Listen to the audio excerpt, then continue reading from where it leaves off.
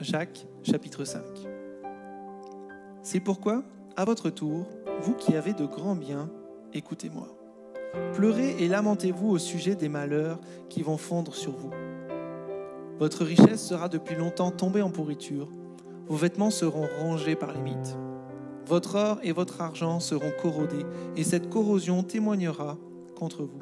Elle dévorera votre être comme un feu.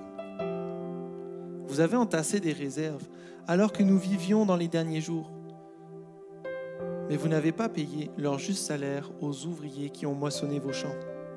L'écho de votre criante injustice et les plaintes légitimes de ces travailleurs sont parvenus jusqu'aux oreilles du Seigneur qui règne dans les cieux. Votre vie ici-bas s'est écoulée dans les plaisirs et le luxe. Vous avez rassasié vos cœurs de jouissance.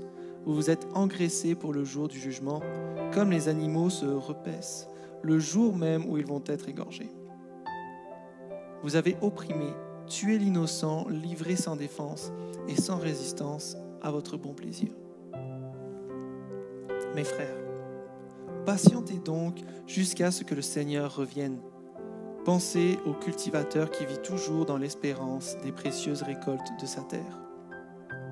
Il compte sur elle avec confiance, attendant patiemment que les pluies de l'automne et du printemps soient venues. Vous aussi, prenez patience, fortifiez vos cœurs, affermissez votre espérance car le retour du Seigneur est proche. Ne vous répandez pas en plaintes ou en reproches les uns contre les autres, mes frères, si vous ne voulez pas être condamnés. Pensez-y, le juge vient, il est déjà là devant la porte, prêt à entrer. Mes frères, souvenez-vous des prophètes qui ont parlé au nom du Seigneur et prenez-les pour modèles d'endurance et de courage. Ils ont supporté patiemment la souffrance et les mauvais traitements. Rappelez-vous ce que nous affirmons. Bienheureux ceux qui ont tenu bon.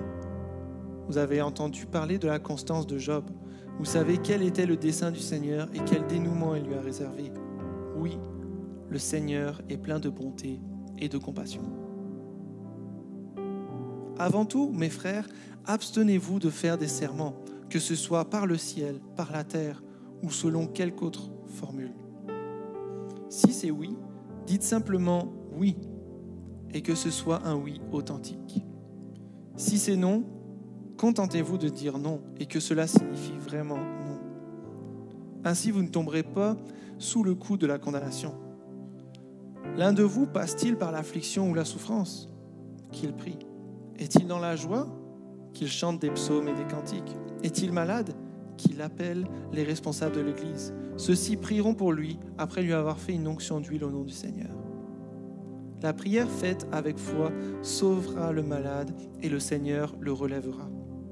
S'il a commis des péchés, ils lui seront pardonnés.